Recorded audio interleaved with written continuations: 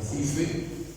Nos encontramos en la Casa de la Cultura Agustín de la Hoz, del Ayuntamiento de Arrecife, y desde aquí pues, queremos dar un saludo a todos los que nos escuchen.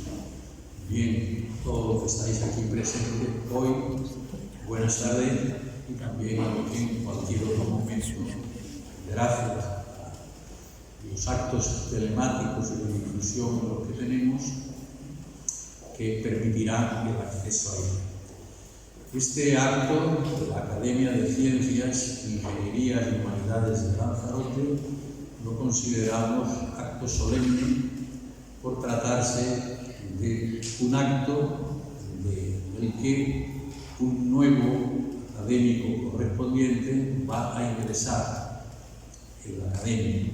Se le va a imponer la medalla justifica y se le dará el certificado correspondiente.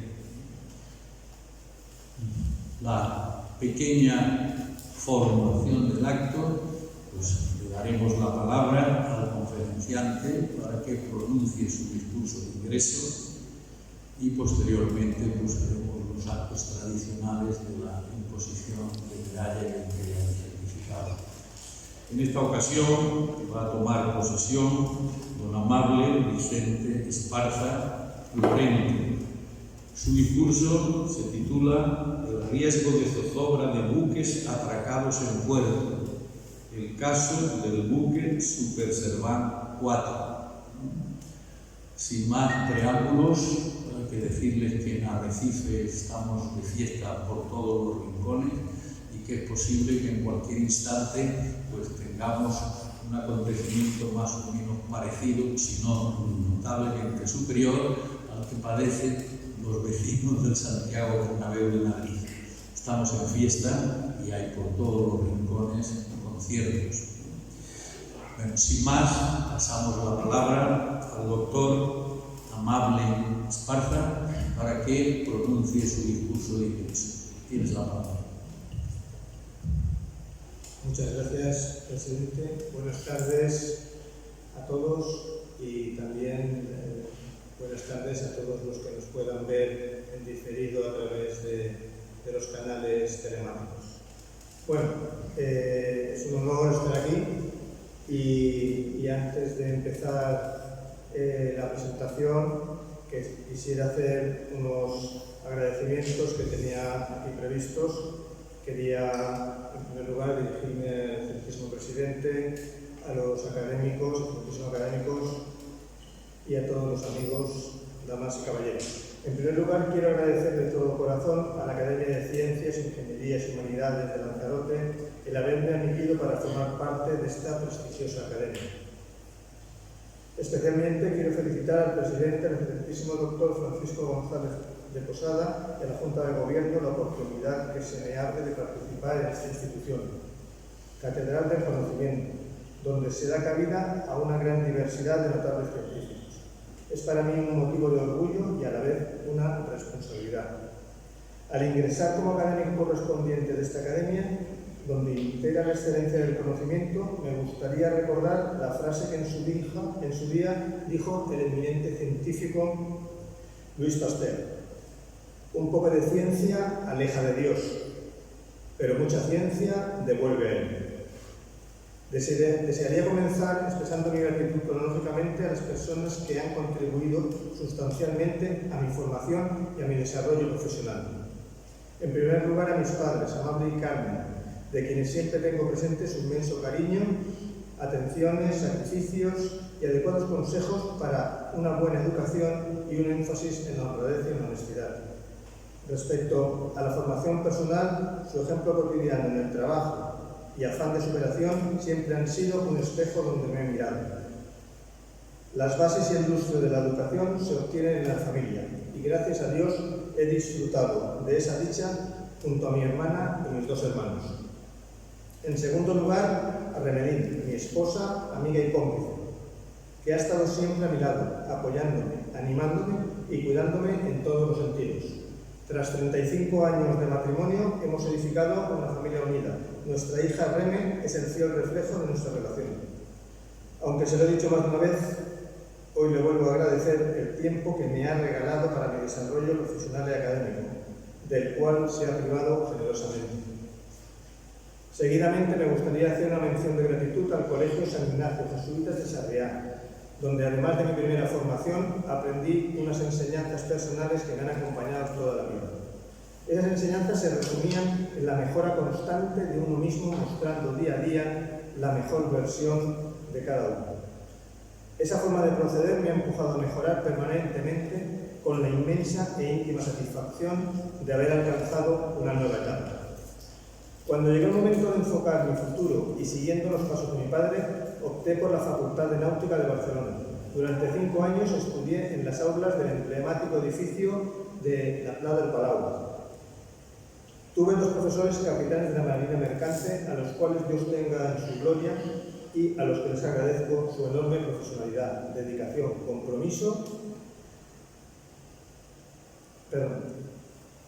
El primero de sus profesores fue don Ángel de Urrutia y Landaburu, director de la escuela durante los años 58 a 1986. Fue profesor de astronomía y navegación. De él aprendí a mirar hacia arriba y poder determinar mi posición, algo que ha sido importantísimo en mi vida, ya que nunca se puede trazar un rumbo hacia un destino si desconocemos de dónde partimos.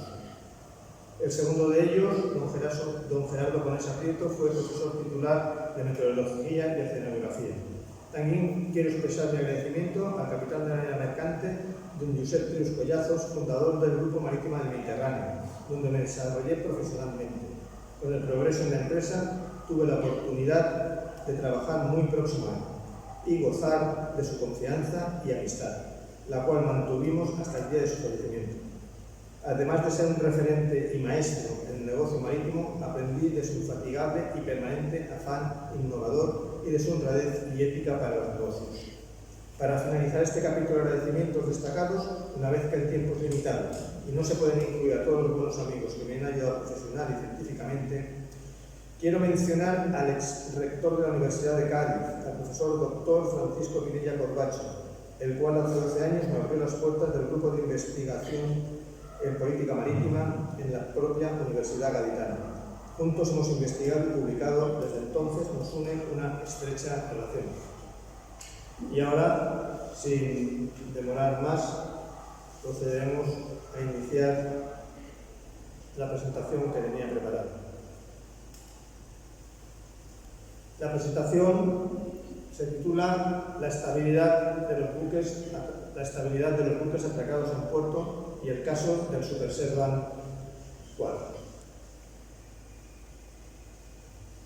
Aquí ponemos una pequeña cronología para que puedan seguir un poquito la presentación. Primero hablaremos de unos conceptos básicos de estabilidad, aunque son un poco teóricos, es muy breve, no se asusten. Y después ya entraremos en los casos de la zozobra de Naznille-Ana, la zozobra y pérdida total constructiva del buque de Nef, y el caso que más nos va a ocupar, que es el caso del Superservan 4.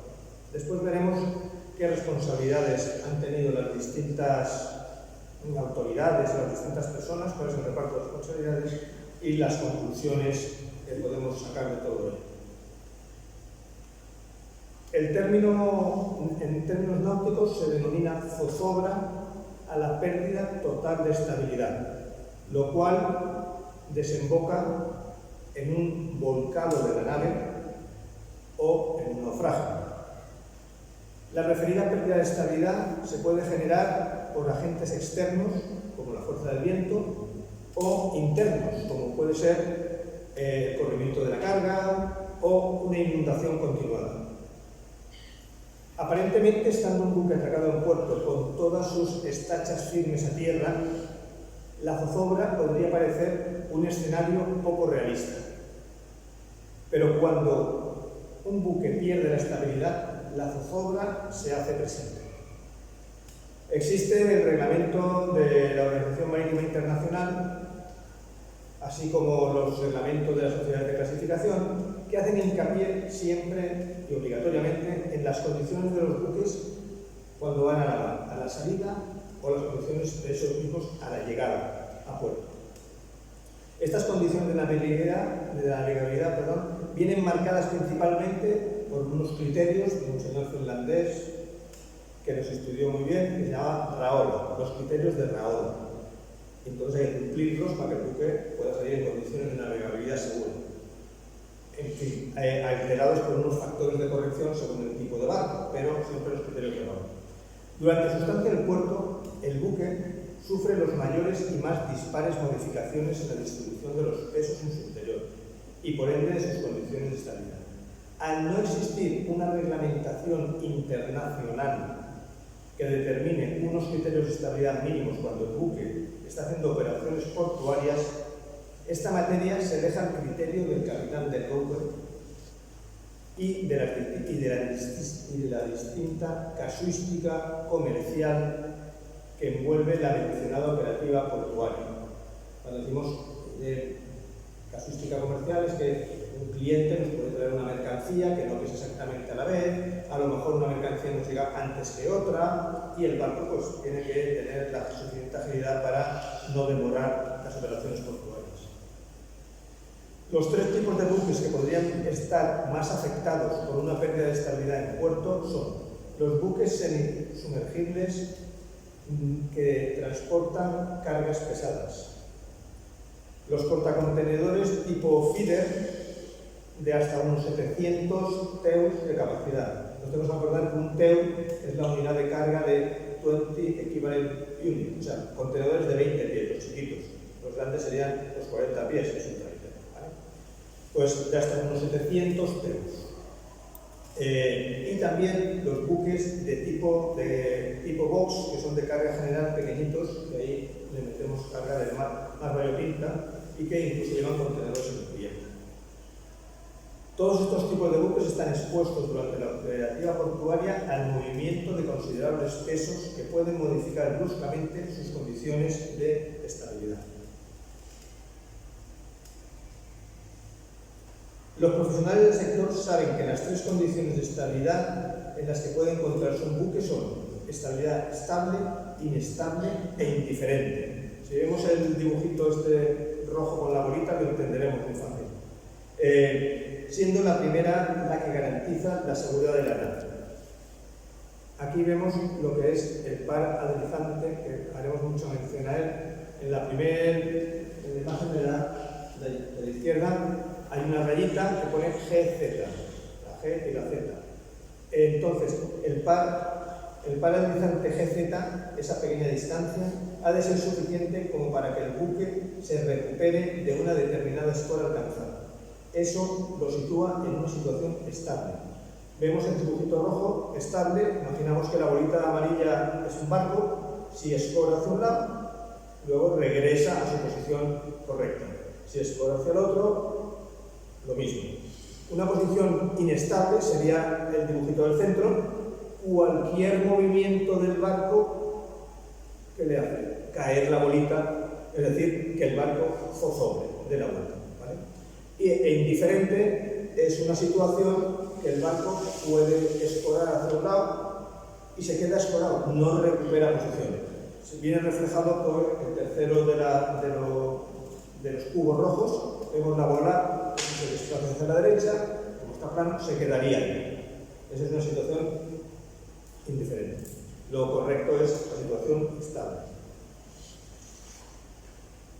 En teoría del buque, la teoría del buque clásica nos enseña que, como he dicho, el par GZ se obtiene de la distancia GM. Estas son distancias que vemos en la parte inferior de la proyección, ¿vale? La distancia GM, que va del centro de gravedad al metacentro, multiplicado por el seno de la esfera. Eso nos da el par adrizante GZ.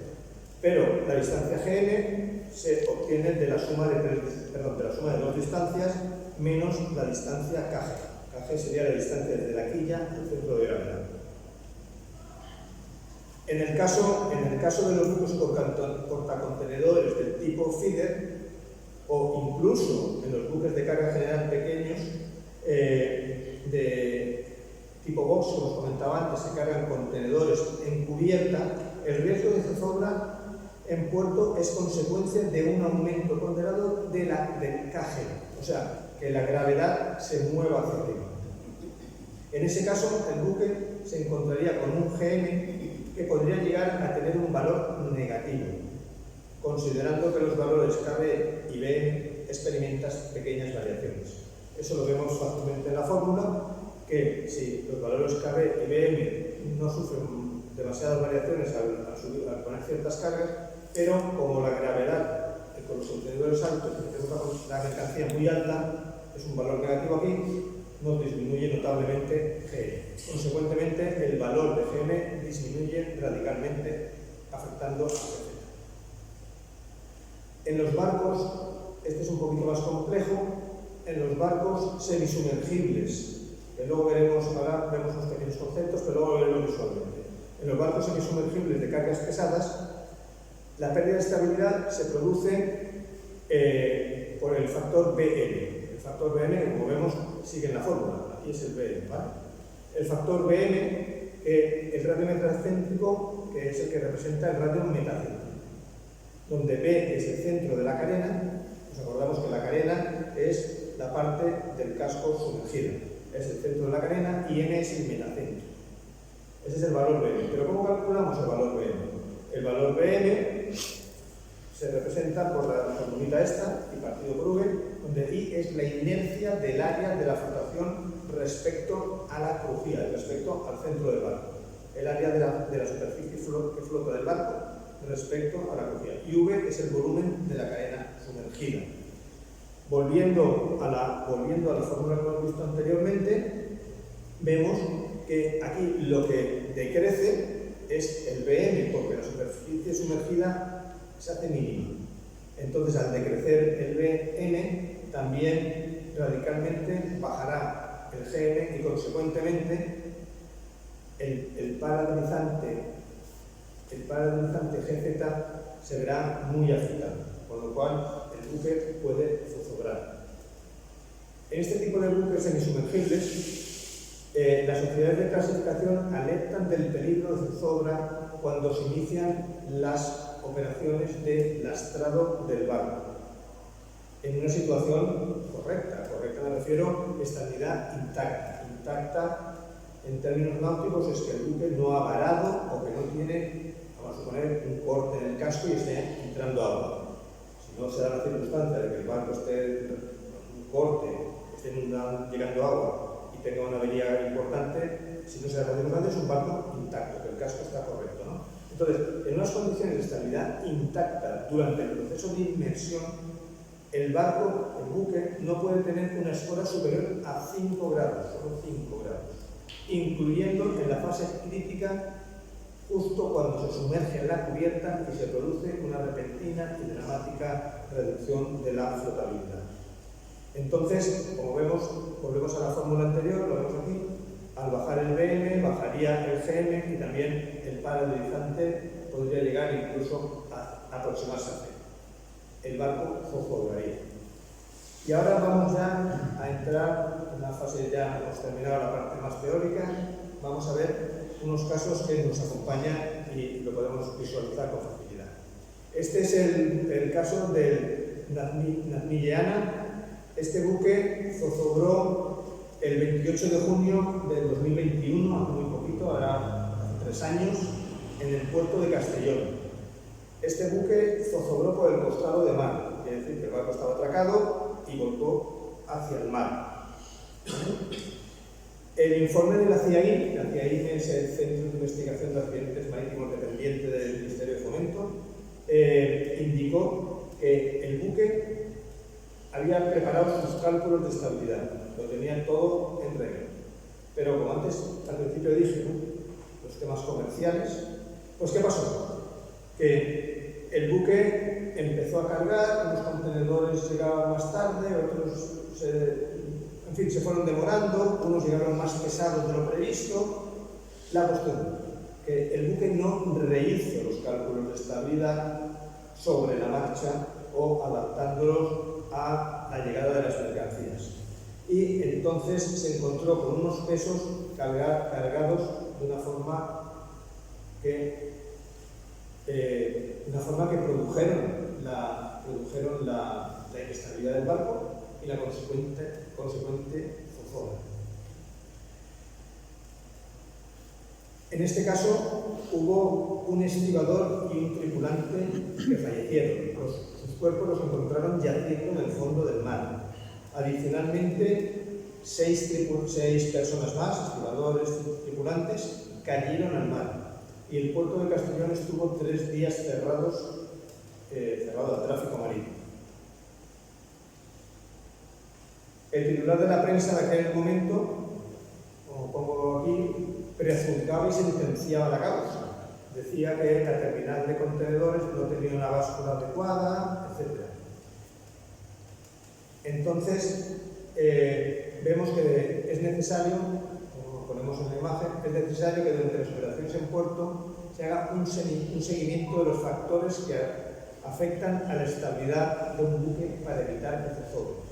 Da la casualidad que este buque zozobró justo en el momento que se colocó el último contenedor en cubierta.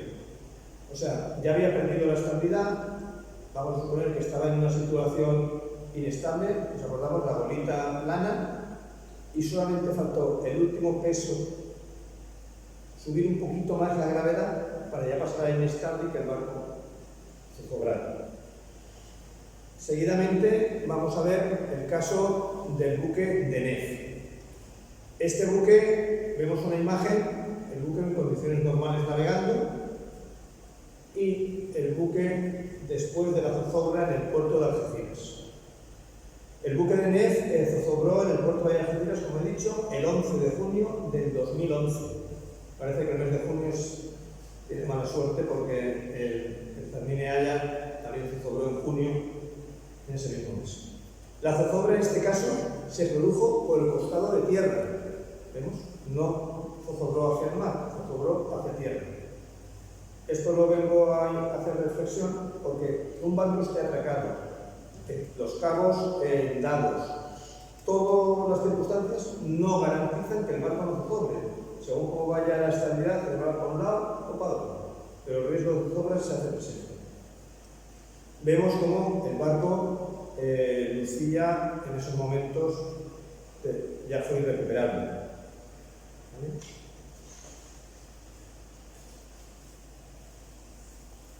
La pérdida crítica del par horizonte fue motivada por la inexactitud de los pesos de los contenedores altos. Se evidencia que los pesos cargados realmente no coincidían con los pesos declarados, ni con los que se habían elaborado los cálculos de estabilidad. El buque fue declarado pérdida constructiva total el 1 de julio, un mes, justo menos de un mes, 20 días después del accidente, haciéndose cargo de el Club de Protección e Indemnización Hanseatic Pianay, tal como recoge el informe de la CIAIN en su informe referente al accidente. De este accidente veremos después una normativa en el reparto de responsabilidades, haré mención de ella. De este accidente, las autoridades internacionales, la OMI, Organización Marítima Internacional, sacó consecuencias y obligó a verificar el peso de los contenedores antes de cargarse a bordo. Todas las terminales de contenedores estaban obligadas a tener esa báscula. Por eso en la prensa de Castellón, que fue del accidente del 21, se quejaba de que la terminal no tenía báscula. Porque a raíz de este accidente hubo un cambio normativo que entró en vigor en el 2016. ¿Vale? Y ahora ya nos vamos con el buque Super Servan 4. Este buque es un caso de los que les comentaba antes, de los semisumergibles. Vemos una imagen en la superior, el barco en condiciones normales. Esa foto no coincide con el accidente, pero es para que veamos cómo luce este tipo de barco. Nos tenemos que fijar en un par de detalles. Vemos en popa las dos chimeneas, básicamente simétricas. Vemos que el barco tiene una altura sobre el mar, aproximadamente es unos 4 o 5 metros, y el barco así navega aderezado y en buenas condiciones. Aquí ya un cargamento enorme de yates, como vemos. Y la foto inferior es justo en el accidente de Palma de Mallorca de este buque. También, como preliminar, veremos el barco en la foto superior, así es como salió de Palma de Mallorca, pasados unos días después del accidente, y con un par de yates, se ve uno en popa, pero llevaba un par de yates para Costa del Sol. De todo su cargamento, una parte era para Palma de Mallorca y otra era para Costa del Sol. En la foto inferior vemos el barco totalmente escorado y la medición de 22 grados de escora. En este tipo de barcos eso es extremadamente, vamos, una barbaridad. Y un remolcador en popa. Esta foto está tomada casi en el momento más conflictivo, de más alto riesgo para la zozobra del barco. Hay que decir que el buque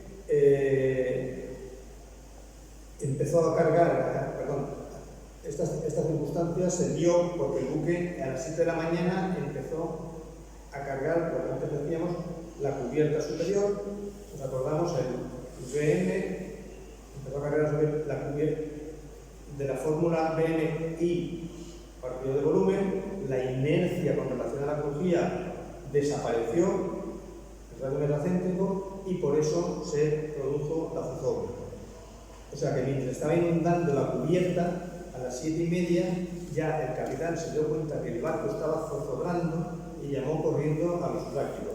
Hizo una llamada de emergencia, de urgencia. El capitán se cuidó bien las palabras por unos temas legales. Dijo una llamada de urgencia porque el buque tenía una emergencia. Pero no usó la palabra emergencia ni la palabra salvamento. Son las palabras que vinculan después a una indemnización importante. El buque alcanzó, como hemos comentado, los 22 grados de escora. Como verán, el buque estaba clasificado, porque el buque todavía sigue navegando, con el American Bureau of Shipping. ¿Por qué se lo hago la reflexión? Pues porque los buques necesitan una clasificación. Todos los buques del mundo están clasificados por una sociedad de clasificación, que es la que garantiza el correcto funcionamiento del barco. Una sociedad de clasificación no es la inspección de un país, no nos puede multar, porque no es un país, pero sí el incumplimiento de una sociedad a una sociedad de clasificación. La sociedad de clasificación nos puede quitar ese certificado si incumplimos, ¿no? O barcos, entonces, ¿y por qué nos importa eso? Pues porque no hay ninguna compañía aseguradora que asegurara un buque que no estuviera clasificado. Ninguno, es imposible. O sea, para que un buque esté asegurado tiene que estar clasificado. Entonces, cuando alguien elige una sociedad, pues tiene que cumplir las normas de la sociedad. Pues muy bien, dicho esto, el American Bureau of Shipping, como vemos, la Cruz de Malta en 3 sitios. La Cruz de Malta significa que el barco está diseñado y certificado por la sociedad de clasificación. O sea, que el American Bureau ha colaborado en el diseño del barco, lo ha certificado y lo ha clasificado. O sea, más vinculación es imposible. Entonces, la parte AI quiere decir que el casco, el buque, la estructura, todo lo que es el barco en sí, el diseño que vemos, está AMS, se refiere a las máquinas, y ACC se refiere a otros equipos. Todo está bajo la total y absoluta tutela del American Bureau. Eso significa que las normas del American Bureau son ley para este barco. El 20 de junio, otro junio, parece que el mes de junio es malo para este tipo de accidentes. El 20 de junio de 2020, el Super Servan 4 inició las operaciones de lastrado para la posterior descarga de los yates que aportaba a bordo. justo cuando estaba inundando la cubierta de carga, a las 7:22 sufrió un blackout. Un blackout es un apagón general. Se fue la luz, se fue todo, se quedó como si en casa nos quitaran el diferencial. Sufrió un blackout. Pero estos barcos tienen un sistema PMS automatizado, que es como una especie de ordenador, que el sistema detecta dónde está el fallo eléctrico, dónde está el cortocircuito, lo inutiliza y arranca otros sistemas. Para todo eso, como ha habido un blackout, para hacer toda esa labor se apoya en el generador de emergencia. Y mientras reorganiza todo, coge electricidad del generador de emergencia. Pero a pesar de ello, la normativa le da 45 segundos. 45 segundos parece poco, pero si acá apagamos las luces 45 segundos, se nos van a hacer largos. Pues dentro de un barco y con una situación de emergencia es un tiempo bastante largo.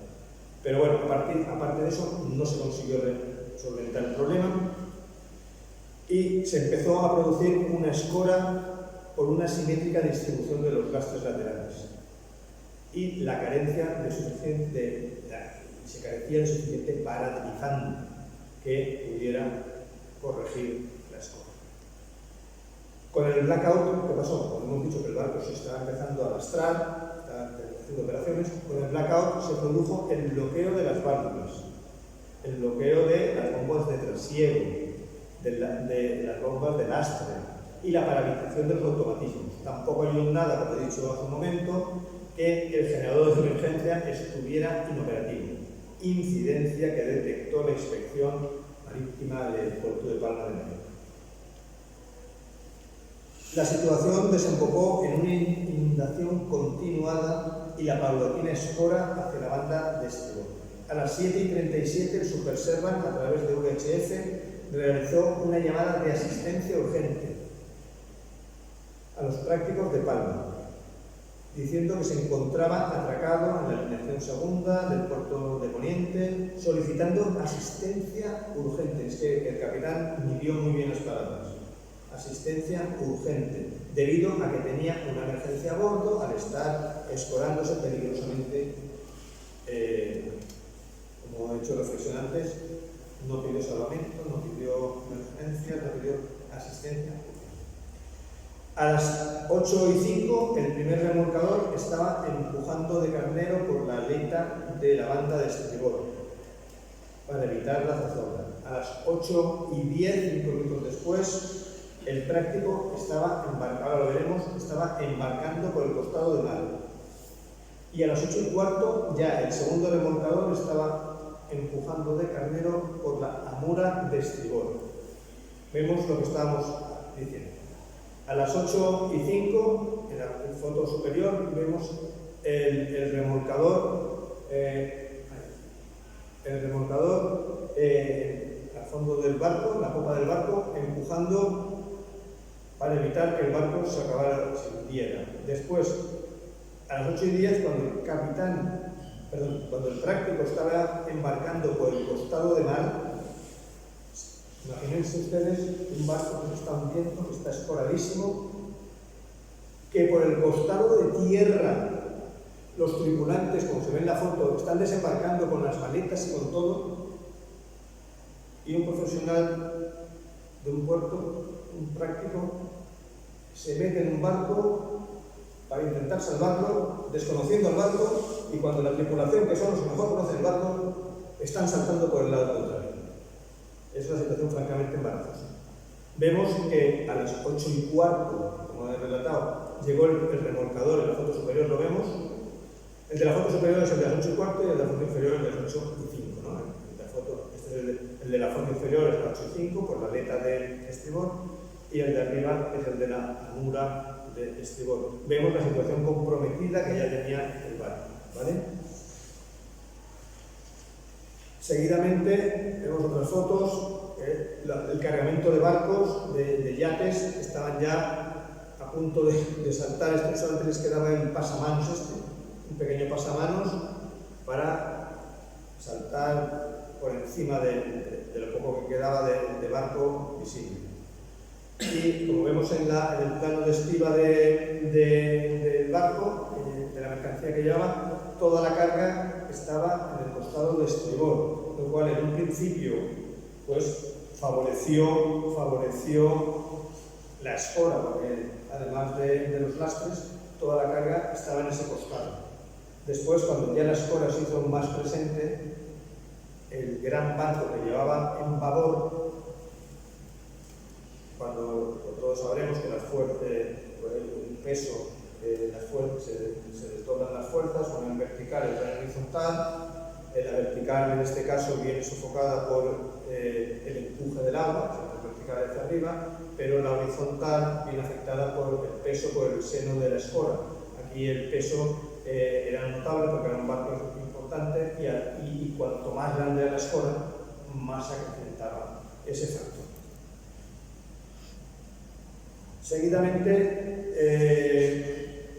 comentarles que a las 9:40 se dio aviso de que el barco, que los remolcadores ya podían empujar solo a media potencia. Quería decir que la emergencia eléctrica se estaba solventando, se había solventado. O sea, desde las 8:05 el primero, 8:10, pues estuvieron 1 hora y 20 minutos los buques, los remolcadores, empujando con toda máquina avante para que el buque no zozoblara. Solamente a las 9:40 se dio aviso de que pusieran media potencia. A las 10:20 fue cuando ya se dio por zanjada toda la emergencia. La emergencia eléctrica, que el barco ya tenía vida propia, ¿no?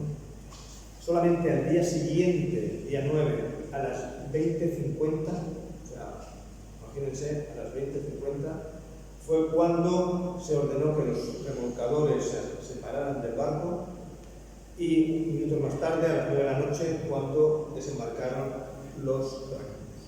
O sea que toda esta emergencia duró básicamente un tiempo.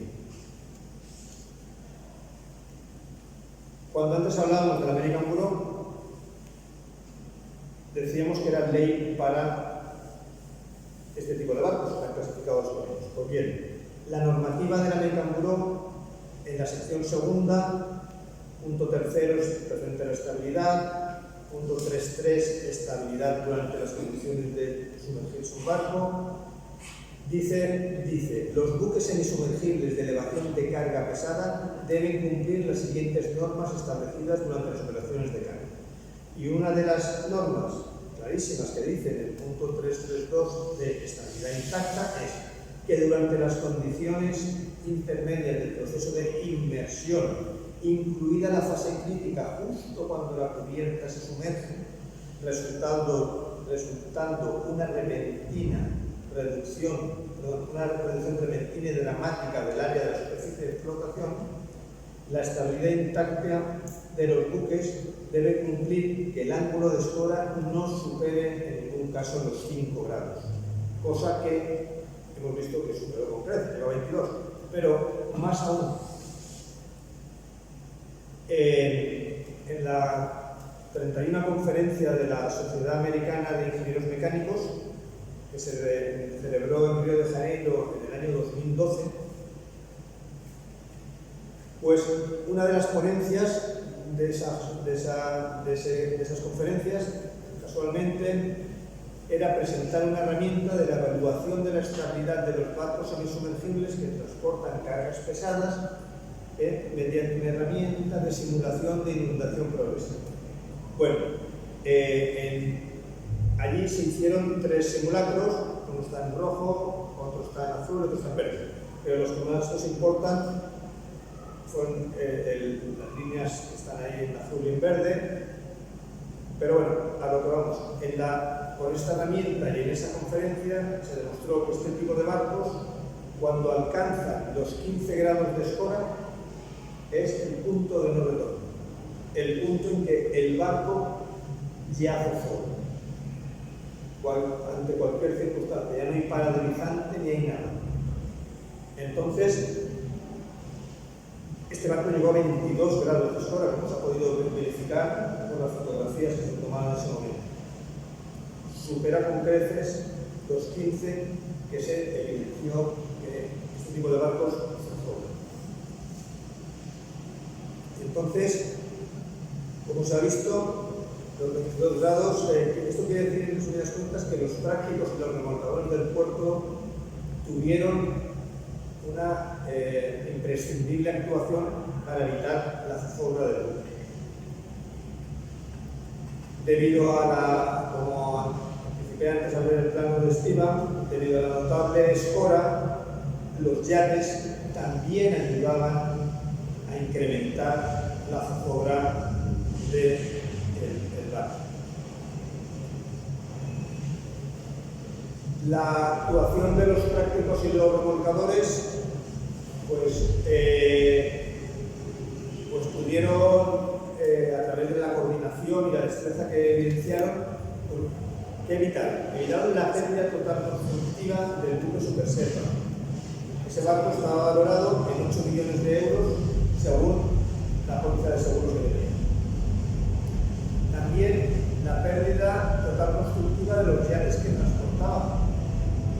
Los yates, según las distintas pólizas de seguros de cada uno de ellos, alcanzaban el valor de 61,95, casi 62 millones de euros. Asimismo, el devengo del flete, porque según el barco no cobra, el armador, 1,1 millones. El potencial derrame de gasoil en la bahía de Palma de Mallorca, que solamente se estimó en 1,23 millones de euros. Digo solamente porque los daños ecológicos, etcétera, podrían desencadenar en más, pero las operaciones se estimaron en ese importe, además de potenciales daños a la infraestructura.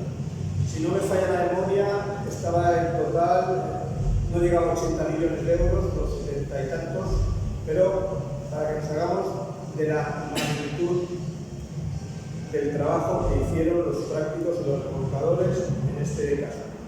Si se han fijado al principio, permítanme que vaya rápido, aquí, el titular como el salvamento marítimo. No he puesto la zozobra, ni he puesto el naufragio, siempre el salvamento marítimo.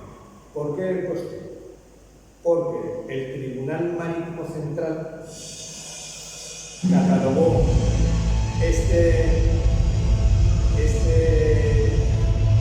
acto de los prácticos y los remolcadores como una asistencia, como si hubiera sido una asistencia más. Cuando, entrecomillado con prudencia, cuando técnicamente se evidencia que pudo ser un salvamento marítimo. Pero por temas de indemnizaciones y responsabilidades, finalmente no llegó a considerarse salvamento marítimo y se consideró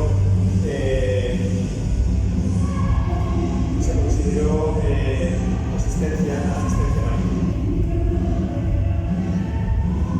Reparto de responsabilidades. Como hemos dicho antes, vemos en el 2016 se implantó la normativa para que se pesaran los contenedores en las terminales. Eso lo obligó la Organización Marítima Internacional a través de la reglamentación SOLAS. La Dirección General de la Vía de Alicante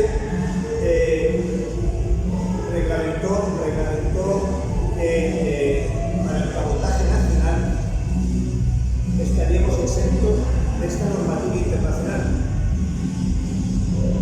Cosa que a mi parecer podría ser mejorable, porque si un barco se cobra, no preguntan si el contenedor va a ir al extranjero o va a ir a puerto nacional. Pero lo cierto es que solamente aplica al transporte nacional, no aplica a la normativa del peso, no aplica al cabotaje nacional ni a las mercancías ROR, a los camiones, aquí en las islas, tanto con frecuencia de bus. Después, eso es la obligación de las obligaciones de la terminal. El capitán del barco tiene que verificar la estabilidad en su plano de estiva, siempre en condiciones de estabilidad sin avería. Lo que hemos visto que en ocasiones, si hay cambios de estima, pues no siempre se cumple. La autoridad portuaria tiene la responsabilidad de asegurar los servicios portuarios.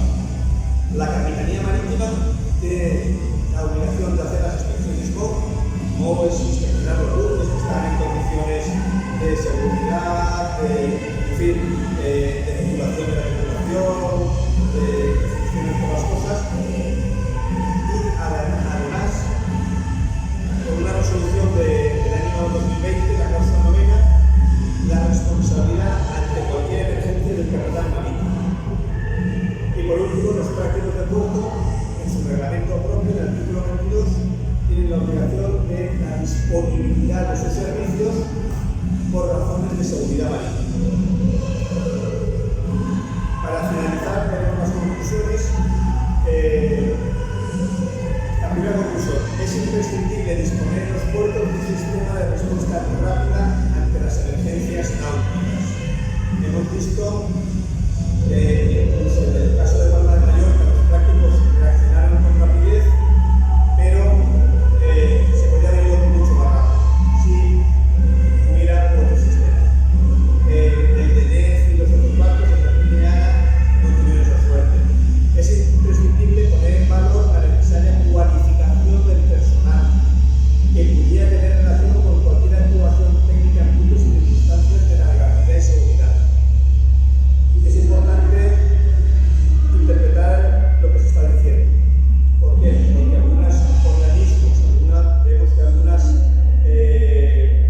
algunas responsabilidades recaen en organizaciones que a lo mejor no son las personas que ocupan determinadas responsabilidades en términos de emergencias. Deberían tener una excelsa capacitación. Es necesario reconocer y notar el criterio de los prácticos como determinantes en el caso de salvamento y resolución de emergencia. Esto, si vemos, los prácticos tienen la obligación de disponibilidad, pero de disponibilidad, o sea, de ir a los casos, de ir a las emergencias. Pero no son los responsables de la estrategia y lo que hay que hacer.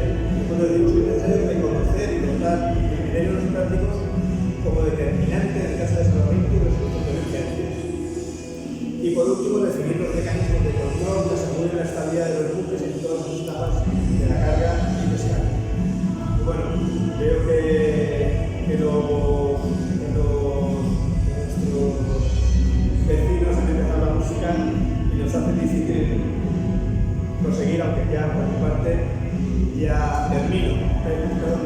Antes una pequeña frase que me gusta mucho de un escritor francés, que es Alfred Vigneault, que decía que el honor es la poesía del deber.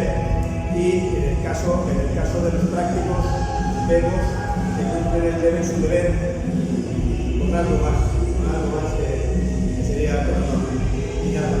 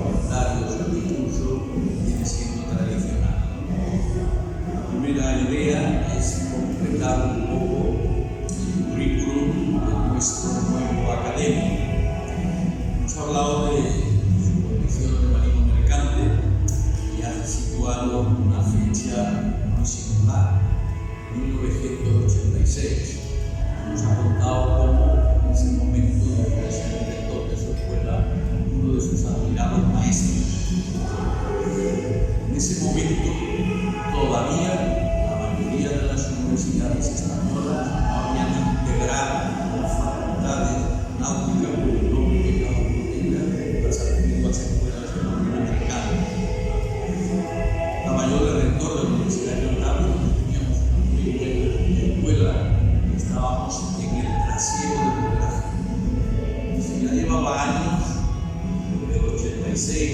24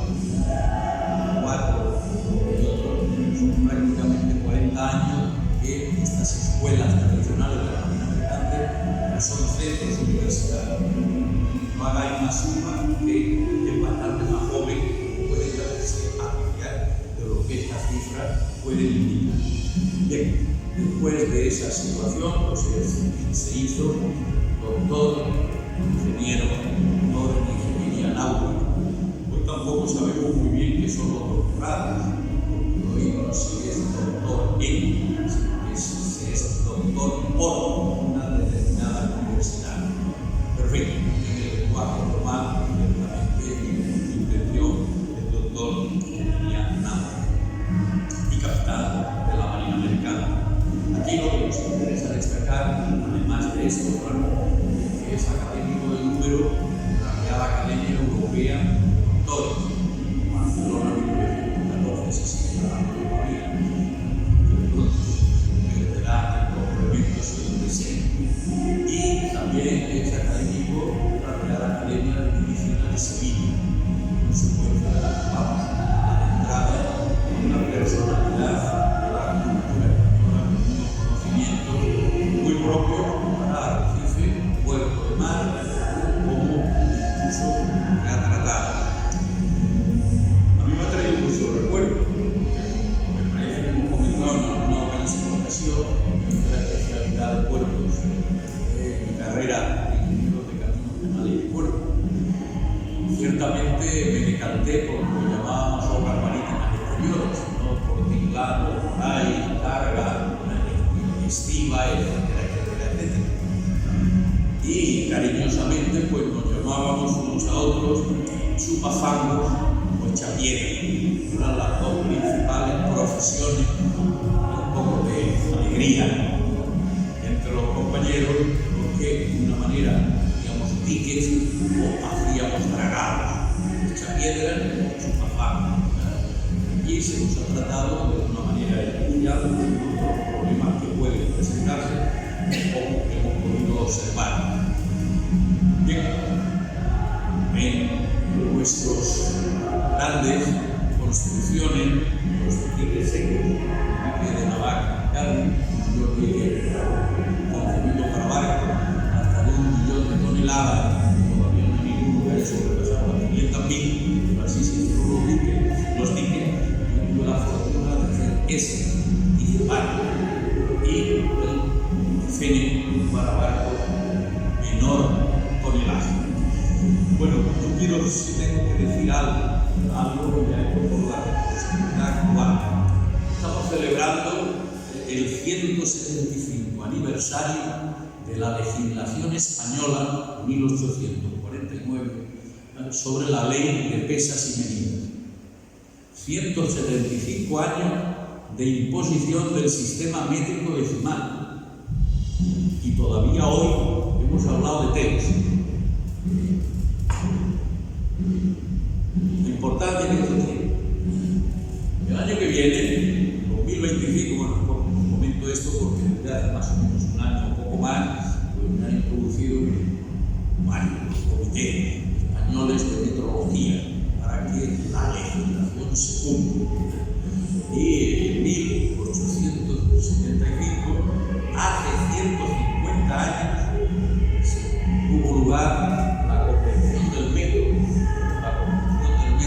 compromiso internacional prioritario, obviamente todos no se han metido todavía en esto y el mundo marítimo no está todavía centrado en esta cuestión, pero debemos tener conocimiento de que todo esto existe, todas estas cosas existen.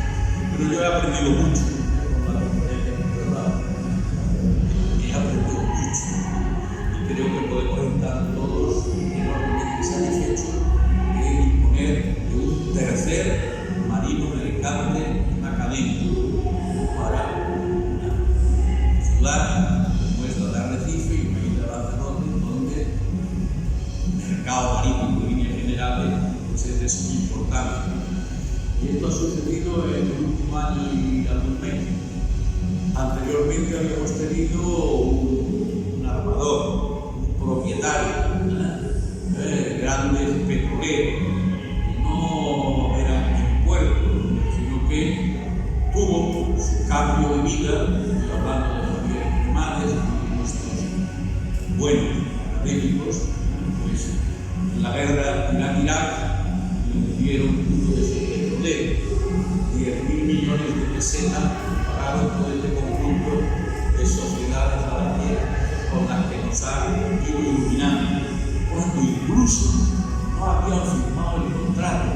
Quería hacer ver la seriedad de lo pactado previamente. Se compró 10.000 millones. Cambió parcialmente de ocupación y se dedicó a elaborar los mejores vinos de España posibles. La primera del mundo.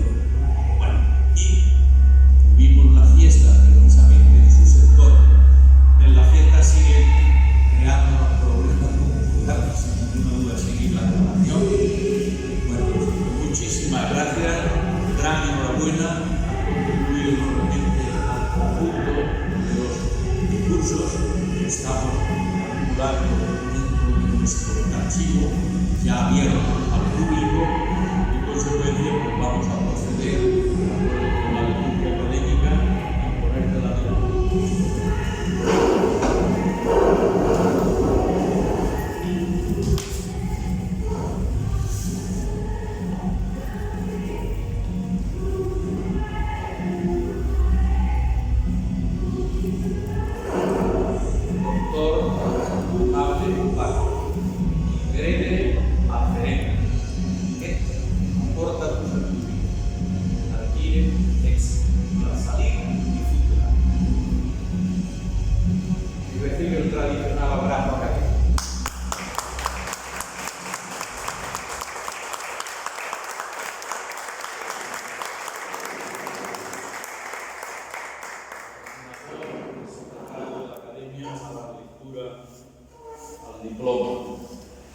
La Academia de Ciencias, Ingenierías y Humanidades de Lanzarote, en reconocimiento de los relevantes méritos profesionales y culturales que concurren en el doctor Juan Amado Esparza, lo integran entre sus miembros con la condición de académico correspondiente en seguridad. En el edificio de Lanzarote, el 20 de septiembre de 2024.